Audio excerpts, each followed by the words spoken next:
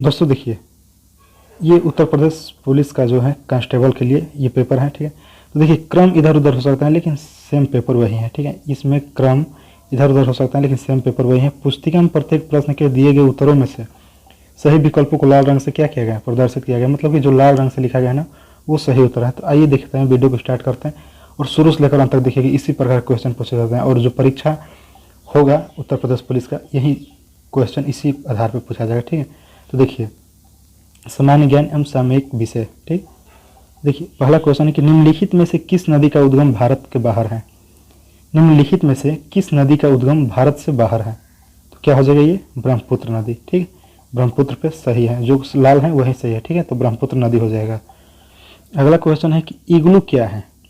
इग्लू जो है वो क्या है, तो देखिए सी नंबर पे क्या है कि गुंबद के आकार का एक घर या झोपड़ी जो कठोर बर्फ की सिल्ली से बनाया जाता है जिसमें एस्किमो रहते हैं, ठीक। एस्किमो एक जनजाति है तो वो रहते हैं क्या, देखिए फिर से कि इग्लू क्या है, तो वो एक गुंबद के आकार का होता है, ठीक है। जैसे कि शंकु होता है उस गुंबद के आकार का होता है, एक घर या झोपड़ी होता है जो कठोर बर्फ की सिल्ली से बनाया जाता है जिससे में एस्किमो रहते हैं, ठीक। ये देखिए प्रछन्न छिपी बेरोजगारी का परिणाम क्या है, तो इसका है अनुत्पादक कर्मचारियों की संख्या में वृद्धि।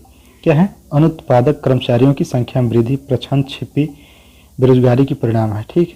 अगला क्वेश्चन है देखिए कि चंबल नदी किन राज्यों से होकर बहती है। जो चंबल नदी है वो किन राज्यों से होकर बहती है, तो उत्तर प्रदेश, मध्य प्रदेश और राजस्थान से होकर बहती है, ठीक है। चंबल नदी उत्तर प्रदेश, मध्य प्रदेश और राजस्थान से होकर बहती है।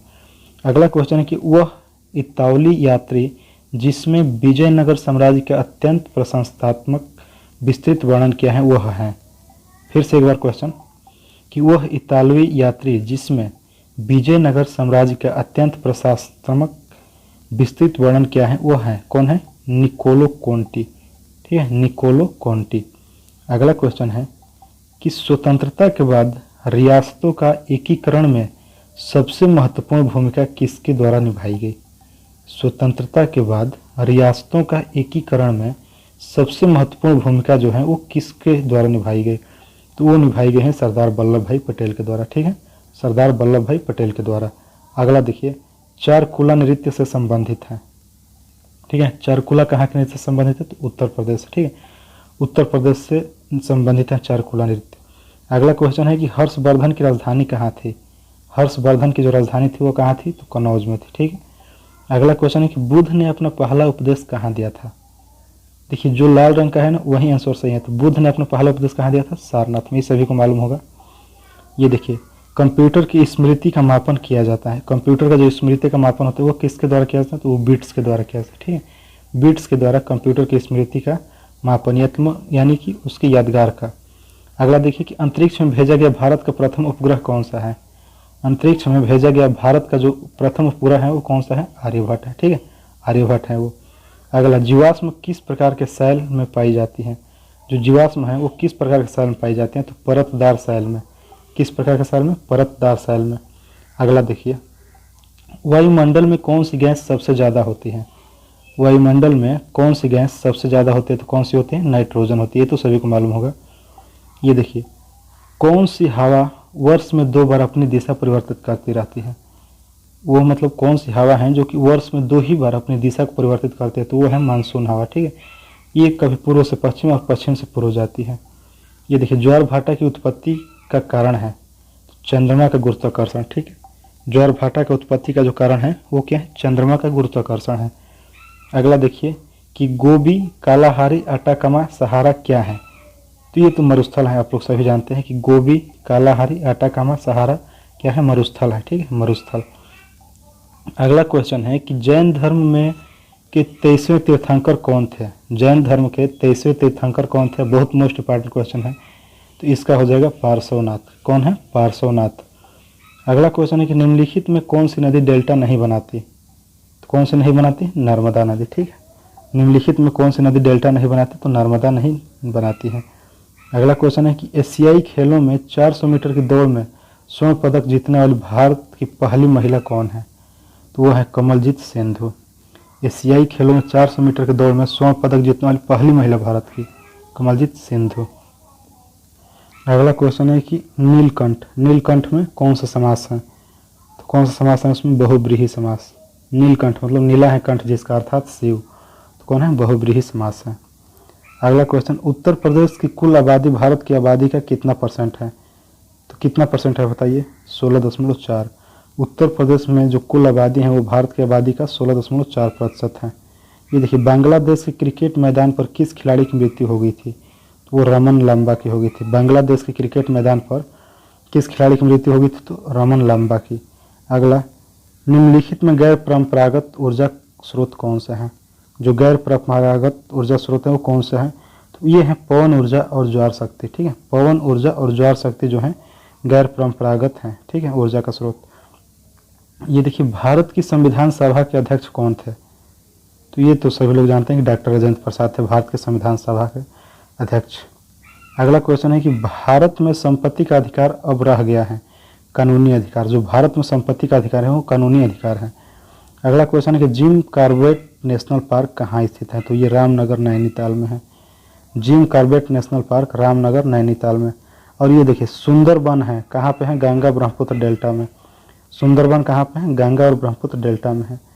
और ये 28 नंबर क्वेश्चन की ध्वनि मापक इकाई को कहते हैं, तो क्या कहते हैं? डेसिबल। ध्वनि मापक इकाई को डेसिबल कहते हैं। अगला क्वेश्चन है कि हरित गृह प्रभाव किस गैस के अधिक मात्रा में होने से बढ़ता है? तो कार्बन डाइऑक्साइड गैस के अधिक मात्रा में होने से हरित गृह प्रभाव गैस बढ़ता है। ठीक है, और ताजमहल बदरंग क्यों हो रहा है?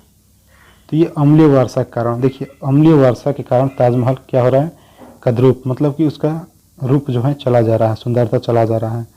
ये देखिए, अंटार्कटिक जाने वाले प्रथम भारतीय दल के प्रभारी थे, तो डॉक्टर एस.जे. कासिम। अंटार्कटिक जाने वाले प्रथम भारतीय दल के प्रभारी कौन थे? Doctor S J. कासिम। ये देखिए, निम्नलिखित में कौन संघनन नहीं है? ओस, कोहरा, धुआं, धुंध, पाला, मेघ, वर्षा। तो इसमें जो धुआं है ना वो संघनन नहीं है। ठीक। अगला क्वेश्चन है कि निम्नलिखित में उष्णकटिबंध क्षेत्र कौन सा है? निम्नलिखित में उष्णकटिबंध क्षेत्र कौन सा है? तो वो कर्क रेखा से मकर रेखा के मध्य का। ठीक है, कर्क रेखा से मकर रेखा के मध्य का क्षेत्र क्या है? उष्णकटिबंध क्षेत्र है। अगला, उपकार को याद रखने वाला व्यक्ति कहलाता है, तो क्या कहता है? कृतज्ञ। उपकार को याद रखने वाला क्या कहता है? कृतज्ञ कहलाता है। अगला क्वेश्चन है कि निम्नलिखित विकल्पों में से तत्सम शब्द चुनिए, तो तत्सम शब्द ये हो जाएगा अंश। ये अब हिंदी का आ गया। कलपक्कम में स्थित है, क्या है? कलपक्कम में स्थित परमाणु ऊर्जा केंद्र। ठीक है, कलपक्कम में स्थित है परमाणु ऊर्जा केंद्र। अगला, अपने मुँह मियाँ मिठू बनना का अर्थ है, मतलब अपने मुँह मियाँ मिठू बनना का क्या अर्थ है? अपनी प्रशंसा स्वयं करना। ठीक है, अपनी प्रशंसा स्वयं करना। ये देखिए, राज्यसभा की सदस्य अवधि होती है कितने वर्ष की? 6 वर्ष की। राज्यसभा की जो सदस्य अवधि होती है वो 6 वर्ष की होती है। और ये देखिए, देश में मुद्रा की आपूर्ति को नियंत्रित कौन करता है? तो भारतीय रिजर्व बैंक। देश में मुद्रा की आपूर्ति को नियंत्रित करता है भारतीय रिजर्व बैंक। अगला क्वेश्चन है कि मगध साम्राज्य के अंतिम शासक कौन थे? मगध साम्राज्य के अंतिम शासक कौन थे? तो ये थे उदयन। ठीक है, उदयन थे। अगला, सांची के स्तूप का निर्माण किसने कराया था? तो ये सभी लोग जानते हैं कि अशोक ने कराया था सांची के स्तूप का निर्माण। ठीक है, अशोक ने कराया था। उसके बाद देखिए अगला, सुविख्यात सूर्य मंदिर किस स्थान पर निर्मित है? तो ये कोणार्क में है। सुविख्यात सूर्य मंदिर किस स्थान पर है? तो कोणार्क में है। और भारत के वर्तमान राष्ट्रपति कौन है? तो उस समय जो पूछा गया था तो उस समय प्रणब मुखर्जी थे, लेकिन अभी कौन है? रामनाथ कोविंद जी हैं। रामनाथ कोविंद जी हैं वर्तमान में। अगला, भारत के सर्वोच्च न्यायालय के मुख्य न्यायाधीश कौन है? तो पी सदाशिवम उस समय थे, लेकिन अभी बदल गए हैं। ये देखिए, नीना दावोलरी क्यों चर्चा में रही? तो मिस अमेरिका का ताज मिलने के कारण, मिस अमेरिका का ताज मिलने के कारण नीना दावोली जो है वो चर्चा में रही है। अगला, ऑस्ट्रेलिया के नए प्रधानमंत्री कौन है? तो ये टोनी एबट उस समय थे, लेकिन अब बदल चुके हैं। अब देखिए, तेलंगाना राज्य किस राज्य के विघटन से बनने वाला है? तो वो है आंध्र प्रदेश। आंध्र प्रदेश के विघटन से तेलंगाना राज्य बना है। नवंबर-दिसंबर 2013 में निम्नलिखित में से किस राज्य में विधानसभा चुनाव नहीं हो रहे हैं? तो ये झारखंड में नहीं हो रहे थे। वन्य प्राणी सप्ताह प्रतिवर्ष कब से कब तक मनाया जाता है? वन्य प्राणी सप्ताह तो 1 से 7 अक्टूबर मनाया जाता है, 7 दिन तक। ठीक है। अगला क्वेश्चन है कि हाल ही में, इसको तो छोड़ दीजिए क्योंकि वो करेंट है। येन किसकी मुद्रा है? तो येन जापान की मुद्रा है। येन किसकी मुद्रा है? जापान की। और ये देखिए रॉबर्ट कैनिगेल की पुस्तक the man who knew infinity, the man who knew infinity किसकी जीवनी है? तो ये श्रीनिवास रामानुजम की जीवनी है। किसकी है? श्रीनिवास रामानुजम की। अगला देखिए, उसको भी छोड़ दीजिए। अब देखिए किस शहर में 2020 के ओलंपिक खेल आयोजित किए जाएंगे? तो टोक्यो में, टोक्यो में किए जाएंगे ओलंपिक खेल। ये देखिए मधुशाला किसकी कृति है? तो ये है हरिवंश राय बच्चन, ठीक है, अमिताभ बच्चन के पिताजी के हरिवंश राय बच्चन की है मधुशाला। और देखिए भारत के किस राज्य ने सन 2013 में बादल फटने से हजारों लोगों की मौत हो गई थी? ये तो उत्तराखंड हुआ था, सभी लोग जानते हैं, केदारनाथ धाम में। ये देखिए डॉक्टर BR अम्बेडकर यानी भीमराव अम्बेडकर पुलिस अकादमी उत्तर प्रदेश में कहाँ है? तो मुरादाबाद में है। अगला क्वेश्चन, भारतीय वायुसेना के वर्तमान air chief marshal Anil Kumar Browne उस समय थे, लेकिन इस समय बदल गया है। अगर आइए उसको छोड़िए। ये देखिए भारत का राष्ट्रीय गान जनगण मनगढ़ की रचना किसने किया था? तो ये रविन्द्रनाथ टैगोर ने किया था। एग मार्क है, एग मार्क क्या है? खाद्य वस्तु के लिए गुणवत्ता आश्वासन मुहर, ठीक है। एग मार्क देखे होंगे यूरिया या डाई की बोरियों पर क्या होता है, उस पर वो मुहर होता है।